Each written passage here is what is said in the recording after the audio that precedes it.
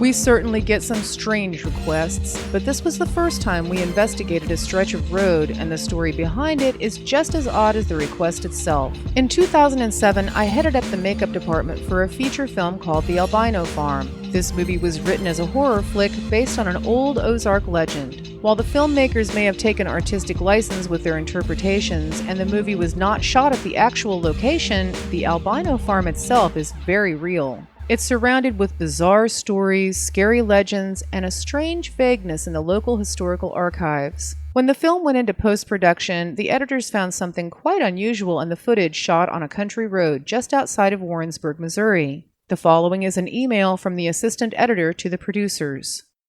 About 3 nights ago, we were working on a compositing shot and we were trying to remove some garbage with a difference mat. In the middle of this process, we saw the image attached to this email. I assure you that no Photoshop work has been done, and this is with a difference mat between a lockdown shot with the dwarf and the same lockdown shot without that person. What you are seeing is a degraded image of the original, and I have no idea why this happened. We shot with a Sony Cinealta f900 at 1080p, 23.98 frames per second on brand new Sony HD cam tapes, and compressed to DV for an offline edit. Let me know what you think. It freaks me out every time I look at it.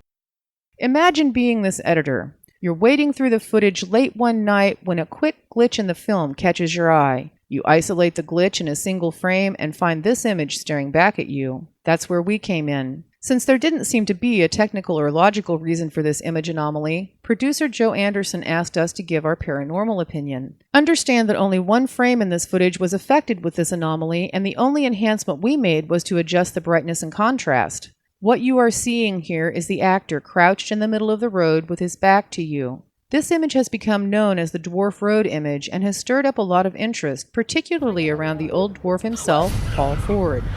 This is the film clip in question from the Albino Farm movie, minus the frame containing the anomaly. We slowed it down for easier viewing.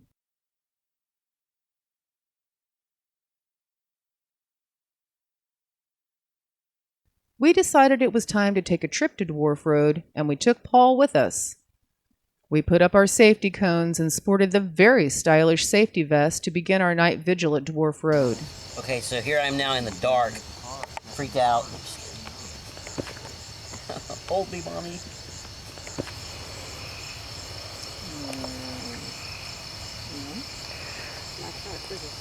That was weird. I just felt like somebody was standing right over here next to me, and I thought it was Sherry, but it wasn't.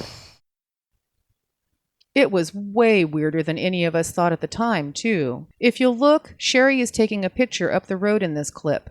Watch carefully and see if you notice anything strange around the safety cone when the flash goes off.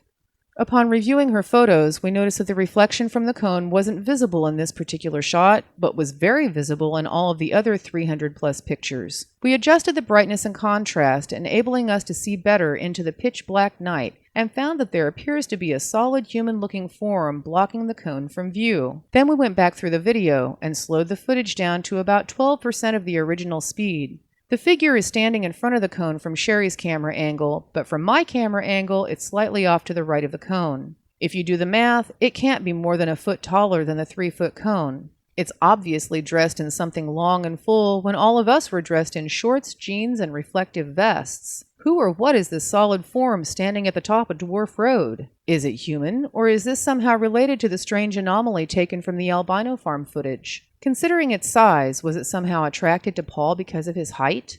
Whatever the case, we know it wasn't one of us, and whether it was a ghost on a residual haunt, a hobbit, or a very short and curious local, it was a little unnerving to find someone watching us from the shadows. Despite the 3 images found on this road, 2 of which corroborated, historical research on the area turned up emptier than what we found on the Albino Farm. There were a few references to the haunts of Warrensburg, but nothing around Dwarf Road. One website said Warrensburg is quite a spooky place after dark, and we agree.